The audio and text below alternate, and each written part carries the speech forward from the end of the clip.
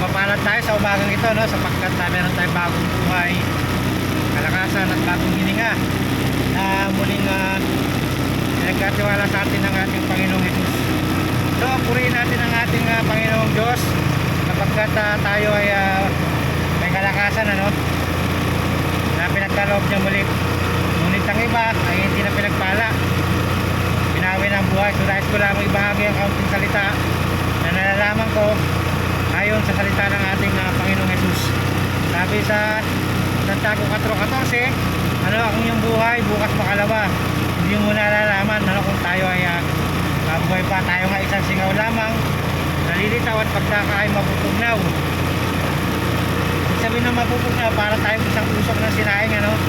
Ganun tayo na rin tulad ng ating Panginoong Jesus sa Santiago 4:14 or James 4:14, ano? Pero lahat sa atin ay tinakdang mamatay na minsan. At sinasabi yan sa Hebrews 9:27 na once tayo ay bawian ng buhay, ang ating physical na katawan ililibing o bubulok, ngunit ang ating kaluluwa automatic po ay harap sa judgment day, ano? So automatic po yan, tayo ay judge na ng Panginoon Diyos base sa ating mga gawa. Ngunit dalawa lang po patutungan ng langit, ano? Ay ng buhay kapag tayo ay namatay. Langit at impyerno lamang po. Balik-balik rin mo naman ng Bible, wala ka po mababasa ang purgatorio doon, ano? Na pinaniniwalaan na nakararami. Sabi po doon sa Revelations 20:15, naman sa tao ay bawian na ng buhay pagkatapos natin ng judgment day sa Panginoon Diyos. Kung ikaw ay walang Panginoong Jesus na kinikilala, wala kang Diyos. Automatic po yan, no? Ikaw ay bubulid sa naglalawang dagat-dagata nga po yung asupre, ano? Tormented night and day, ano po? So napakabaho, malalaking uod na papasok sa ating katawan. Sabi nga doon sa Romans 3:10, walang matuwid, wala kahit isa. At sabi sa Romans 3:23, dahil sa ating mga kasalanan tayo hindi nakaabot sa kaluwalhatian ng ating Panginoong Jesus sa kanyang pamantayan, ano? At sabi sa Romans 6:23, ng kabayaran ng ating mga kasalanan ay kamatayan, ngunit ang kaloob ng ating Panginoong Jesus ay buhay na walang hanggan sa piling niya, no? Nang siya ipako sa krus, namatay, nilibing at nabuhay, ano? Bumuhos ang kanyang banal na dugo upang ipantubo sa ating mga kasalanan. Isin sana ay tayo ang nasa impyerno ngayon na nagsasuffer, ngunit dahil sa kabutihan ng ating Panginoong Jesus, tayo ay naligtas, ano? Sabi nga niya sa John 14:6, I am the way, the truth, and the life. No one cometh unto the Father but by Him. Sabi sa John 3:16, for God so loved the world, He gave us His only begotten Son, that whosoever believeth in Him should not perish but have everlasting life, no? So mapapalad tayo, no? Paano ba natin tatanggapin ang ating Panginoong Jesus? Sabi yan sa Acts or sa Ephesians 2:8 and 9, ali saved by the grace, no? Ito ay kaloob ng ating Panginoong Jesus. Mga sino man ay huwag magmapuri, ano? Walang anumang reliyon ang mga pagliligtas. Hindi ka maliligtas sa pamamagitan ng reliyon at ng iyong mga mabubuting gawa, no? Kundi sa pamamagitan ni Jesus lamang.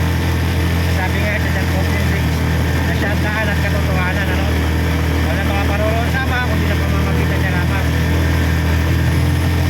So paano mamaligtas? Sabi doon sa Acts 16:30-31, nang ipinakulong si Paul and Silas na kanyang lingkod nang ipadala sa Roma nang sila nangangaral ng salita ng Diyos, sila ay pinatakip at kinulong ni Julio Cesar, no?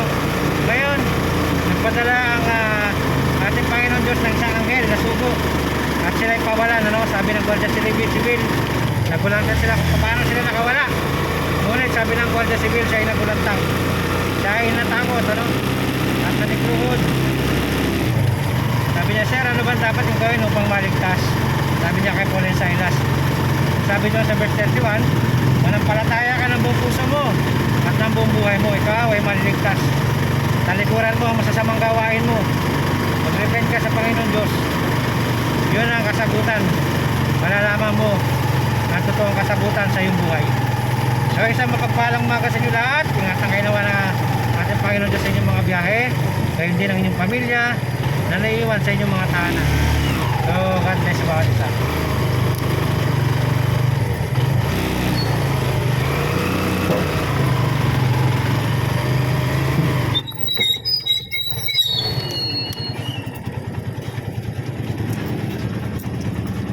Test ko na doon.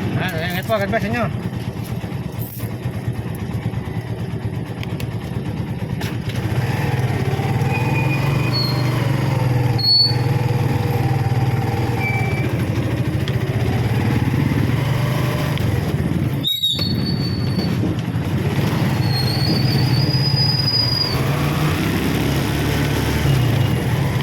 Yan ha, sa mapagpalang umaga sa ating lahat. At sa isang mapagpalang araw sa mga papasok ng trabaho, papasok ng eskwelahan. So God bless sa inyo lahat, sa mga nag-aay, naghahanda ng bawal. Good morning sa bawat isa.